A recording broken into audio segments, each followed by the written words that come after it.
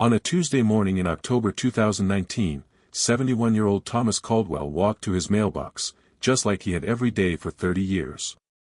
But today, among the bills and junk mail, sat a yellowed envelope. The paper was brittle, the ink faded, and the stamp, a 6-cent U.S. airmail stamp, hadn't been used since 1973. The return address read, PFC Danny Rourke, 3rd Battalion, 7th Marines, Da Nang, Republic of Vietnam. Thomas's hands began to shake. Danny Rourke had been dead for 40 years. What was inside that letter would shatter 4 decades of guilt and silence. This is the story of 2 boys who went to war, and a message that waited 40 years to be delivered.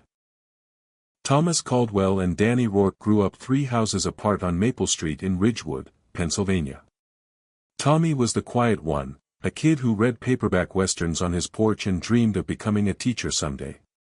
Danny was the opposite, loud, fearless, the type of guy who'd climb a water tower on a dare just to wave at the cops on his way down. They were inseparable. Where Tommy went, Danny followed.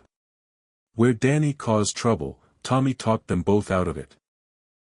In the spring of 1968, both received their draft notices within a week of each other. Tommy's mother cried for 3 days straight. Danny's father, a World War II veteran himself, simply nodded and said, "Serve your country. Come home." Before they shipped out, Danny walked over to the Caldwell house, looked Tommy's mother in the eye, and made her a promise. "I'll bring him home, Mrs. Caldwell. I swear it." It was a promise he would keep, but not in the way anyone expected. They arrived at Parris Island together, survived infantry training together, and received their orders for Vietnam together. Vietnam was nothing like they imagined.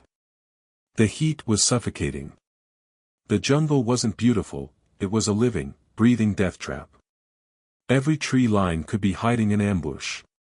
Every footstep could trigger a landmine. They were assigned to the same platoon, 3rd Battalion, 7th Marines, operating out of Da Nang. Danny adapted fast. He volunteered for point position. The most dangerous spot on any patrol, walking ahead of everyone else to detect threats first. The other Marines started calling him Iron Danny because nothing seemed to shake him. Thomas was different. He was disciplined, he followed orders, he never complained, but the war was hollowing him out from the inside. He stopped sleeping. He flinched at sounds that weren't there. He wrote letters home that he never mailed. Danny noticed. Every single night, when the platoon settled into their positions, Danny would sit beside Thomas and talk. Never about the war. About home. About the diner on Main Street. About Coach Henderson's terrible halftime speeches. About what they'd do when this was all over. "When we get home," Danny would say, "I'm gonna open a bar. And you're gonna be the worst bartender in all of Pennsylvania." It was such a small thing. But on the darkest nights, in a jungle 10,000 miles from home, it was enough to keep Thomas alive. Then came November 17, 1968, the day that changed everything. The platoon was moving through a river valley west of Da Nang when they walked directly into a North Vietnamese ambush. The first shots came from the tree line to the north. Then from the east. Then from behind them.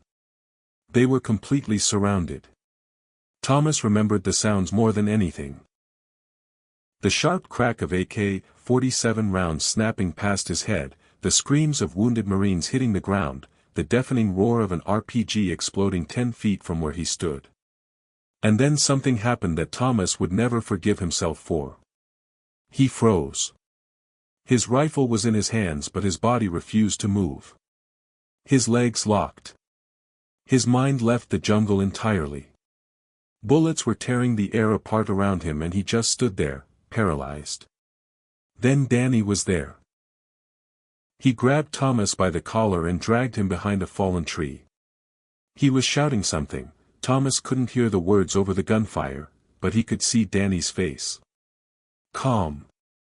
Focused. Completely alive. Danny positioned him behind cover, shoved the rifle back into his hands, and leaned in close. He said 5 words that would echo inside Thomas's skull for the next 40 years, "Stay here. I'll draw fire." Before Thomas could open his mouth, Danny was already up and running. Not away from the enemy, straight toward them. He was firing from the hip, screaming at the top of his lungs, pulling every enemy barrel in his direction. It worked. The North Vietnamese shifted their fire toward Danny. It gave the platoon the seconds they needed to regroup, establish a defensive line, and call in air support. They fought their way out. But Danny didn't come back. They found him the next morning, 200 meters from the ambush site. He had taken 7 rounds. His magazine was empty. 3 enemy soldiers lay dead around him. PFC Daniel J. Rourke was 19 years old. Thomas came home in February 1969. He never became a teacher. He couldn't sit in a quiet classroom, the silence was too loud. He took a job at the steel mill, married a kind woman named Ellen who never pushed him to talk about Vietnam, and built a small, careful life around the enormous hole that Danny's death had left inside him. He never visited Danny's grave. He never called Danny's parents. He never told a single soul what really happened that day, that he froze in the middle of a firefight, that Danny died running into gunfire to save him, that his best friend's last words were, "Stay here. I'll draw fire." The guilt didn't fade with time. It hardened. It calcified into something permanent, like a stone lodged in his chest that he carried everywhere. Ellen knew something was broken inside him. She could see it in the way he stared at nothing during dinner, the way he flinched during thunderstorms, the way he kept a photograph of a young Marine in his wallet but never once said the name. She asked once, just once, in 1987. "Who is he, Tommy?" Thomas looked at the photograph for a long time. Then he said, "The better man." He never spoke of it again. For 3 days after finding the letter in his mailbox, Thomas couldn't bring himself to open it. He placed it on the kitchen table and just stared at it. Ellen had passed away in 2015. His children were grown and gone. He was alone in that house with nothing but a ghost and a yellowed envelope. On the 4th morning, he made a cup of coffee, sat down at the table, and carefully tore open the seal. Inside was a single page, written in Danny's unmistakable handwriting, messy, slanted to the right, full of misspellings. It was dated November 16, 1968, the night before the ambush. The letter read, "Tommy. If you're reading this, it means things went sideways and I didn't make it back. I asked Sergeant Williams to send this to you if something happened to me. I know you've been struggling over here. I see it every night when you think nobody's watching. You think you're weak, Tommy. But you're wrong. You are the strongest person I know, because you're absolutely terrified and you still show up every single day. That takes more guts than anything I've ever done. If I'm gone, don't you dare feel guilty. Not for 1 second. I made my choice. And I'd make it again. Every single time. Go home. Live a good life. Do all the things we talked about. And when you're an old man sitting on your porch reading one of those cowboy books, just think about your buddy Danny once in a while. You were never the weak one, Tommy. You never were. Your brother, Danny." Thomas read the letter 7 times that morning. By the 3rd time, he couldn't see the words through his tears. For 40 years, he had believed that Danny died because he was too weak, too broken, too afraid to do his job. For 40 years, he had carried a version of that night that crushed him a little more with every passing year. But Danny, riding by flashlight on the last night of his life, saw something completely different. He didn't see a coward behind that tree. He saw a man who was terrified and fought anyway.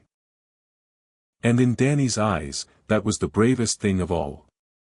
2 weeks after reading the letter, Thomas Caldwell drove to the cemetery where Danny was buried. It was the first time he had visited in 40 years. He stood before the headstone, a simple white marker that read, PFC Daniel J. Rourke, 1949–1968, United States Marine. He folded the letter carefully, placed it against the stone, and said the only words that mattered. I lived, Danny. Just like you told me to. Then he saluted. Something he hadn't done since 1969, turned around, and walked away.